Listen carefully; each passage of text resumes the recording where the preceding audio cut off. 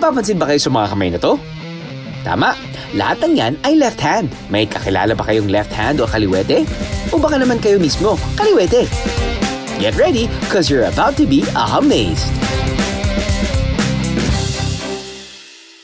Lefty, southpaw, left-handed. Ito ang mga tao na ang dominant hand o madalas na ginagamit sa mga pangkaraniwang gawain ay kaliwang kamay.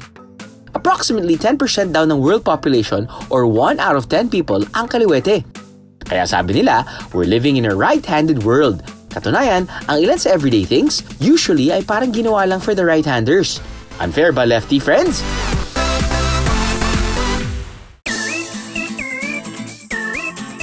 Ice cream scooper, scissors, bread knife. Kaya the struggle is real daw ang lefties. Based on life experience, agree dito sina Dexter, EJ at Kyle. Siguro yung pinaka-struggle as left-handed na tao is yung pagsusulat talaga. Especially sa notebooks. Usually yung sinusulat namin is nag-smudge sa kamay namin. Pag kumakain, and then dikit-dikit kayo, tapos tumatama yung siko natin sa sa isang taong kumakain sa kanan. So yun yung mahirap na struggle. Kapag gumagamit ka ng gunting kasi nga talagang dinesign siya para sa mga kanan. So pag ginamit mo siya ng kaliwa, medyo mahihirapan ka. Kaliwete ka? Kaliwete ka? Kaliwete ka? Kaliwete ka? Oh, kaliwete ka? Kaliwete kayo? Pinaniniwalaan ng mga tao na ang pagiging kaliwete o left-handed may kinalaman daw sa brain. Now, from a 2017 recent study, apparently, hindi daw yun, kundi nanggagaling daw sa spinal cord. Wow! It all starts habang pinagbubuntis ang baby. Nagkakaroon ng gene activity sa spinal cord ni mommy. Dahil sa gene activities na to, the fetus can already start moving. Pumipili na raw ito ng favorite hand bago pa man makontrol ng brain ng body ng fetus. Malaking bagay daw ang genetic influence or nahahawa mula sa magulang ang pagiging kaliwete. Ang dalawang right-handed na magulang ay may 9% chance na ang kanilang magiging anak ay magiging kaliwete. Samantalang kung ang isa sa mga magulang ay kaliwete, chances will be raised to 19%. At kung parehas na kaliwete ang magulang, 26% na ang chance na ang kanilang magiging anak ay kaliwete din. Kung kaliwete kayo, kapareho nyo rin ang mga henyong sina Aristotle at Michelangelo, pati ang celebrities na sina Oprah, Justin Bieber, Angelina Jolie at ang billionaire na si Bill Gates.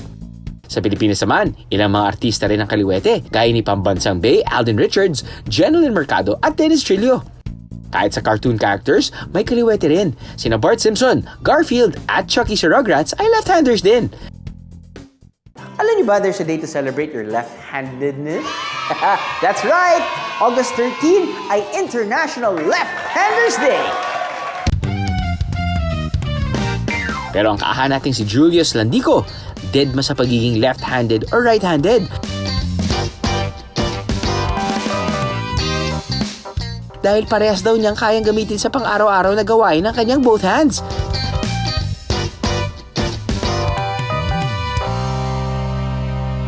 In his case naman, kasama siya sa 1% ng population that can use the left and the right hand as both dominant hands. At ito ang tinatawag na ambidextrous. Ako, once na mangala yung isang kamay ko, naisip ko na baka pwede kong gamitin yung kabilang kamay ko na pangsulat naman. So, nung ginawa ko na siyang practice, hanggang grade 6 ako, ginagawa ko yung handwriting book na yun. Hanggang paglaki ka, hanggang sa pagkain.